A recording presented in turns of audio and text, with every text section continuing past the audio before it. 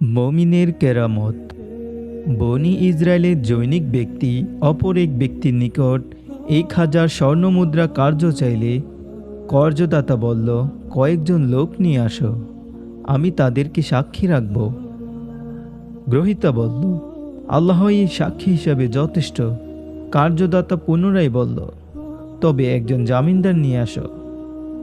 সে বলল, আল্লাহই জামিনদার হিসাবে যথেষ্ট। তখন কর্জদাতা বলল, তুমি ঠিকই বলেছ। তারপর সে নির্ধারিত সময়ে পরিশোধের শর্তে তাকে 1000 স্বর্ণমুদ্রা ধার দিল। অতঃপর সে গ্রহীতা সমুদ্র যাত্রা করল এবং তার ব্যবসায়িক প্রয়োজন পূরণ করল। পরিশোধের সময় ঘনিয়ে আসলে সে যানবাহন খুঁজতে লাগল, যাতে নির্ধারিত সময়ে কর্জদাতার নিকট এসে পৌঁছাতে পারে। কিন্তু সে কোনো যানবাহন পেল না। তখন সে এক টুকরা কাঠ নিয়ে তা ছিদ্র করল এবং কর্জদাতার নামে একখানা চিঠি ও 1000 দিনার ওর মধ্যে পুরে ছিদ্রটি বদ্ধ করে দিল।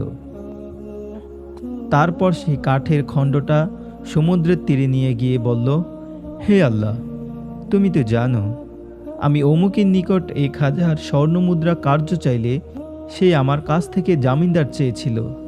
আমি তাকে বলেছিলাম, আল্লাহই জামিনদার হিসাবে যথেষ্ট।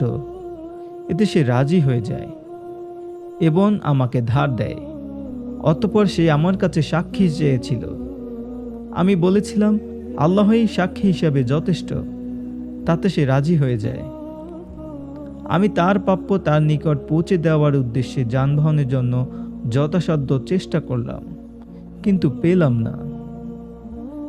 আমি ওই 1000 স্বর্ণমুদ্রা তোমার নিকট আমানত রাখছি। এই বলে সে কাঠের খণ্ডটা সমুদ্রে বক্ষে নিক্ষেপ করল। তৎক্ষণাৎ তা সমুদ্রের মধ্যে ভেসে গেল। অতঃপর লোকটি ফিরে গেল এবং নিজের শহরে যাওয়ার জন্য যানবাহন খুঁজতে লাগল। ওইদিকে কর্জদাতা নির্ধারিত দিনে এই আশায় সমুদ্রের তীরে গেল যে হয়তোবা ঋণ গ্রহীতা তার পাওনা টাকা নিয়ে কোনো নৌযানে চড়ে এসে পড়েছে। ঘটনাক্রমে ওই কাঠের খণ্ডটা তার নজরে পড়ল, যার ভিতরে স্বর্ণের মুদ্রা ছিল।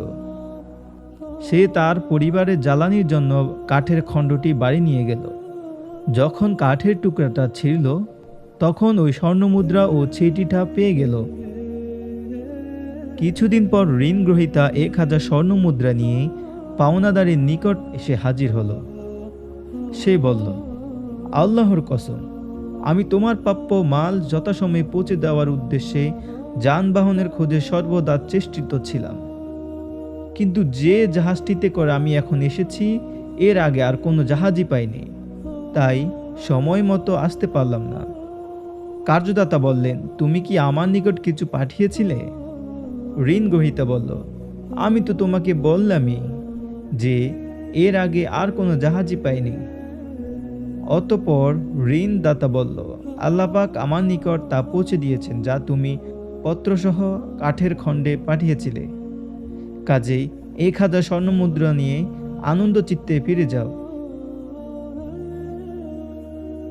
এই হাদিসটি বর্ণনা করেছেন আবু হুরায়রা রাদিয়াল্লাহু আনহু, যা সহিহ বুখারীর 2251 নম্বর হাদিস। এই হাদিসটি থেকে আমরা বেশ কিছু শিক্ষা পাই। প্রথমত হলো, 1. সর্বদা আল্লাহর উপর অবিচল বিশ্বাস, আস্থা প্রকৃত মুমিনের অন্যতম গুণ। বিনা সুদে কর্জে হাসানা বা উত্তম ঋণ প্রদানে বহুগুণ প্রতিদান রয়েছে। 3. নির্দিষ্ট সময়ে ঋণ পরিশোধের জন্য ঋণ গ্রহীতা যথাসাধ্য চেষ্টা করবেন। 4. পরিশোধের সদিচ্ছা থাকলে আল্লাহ পাক তা ব্যবস্থা করে দেন।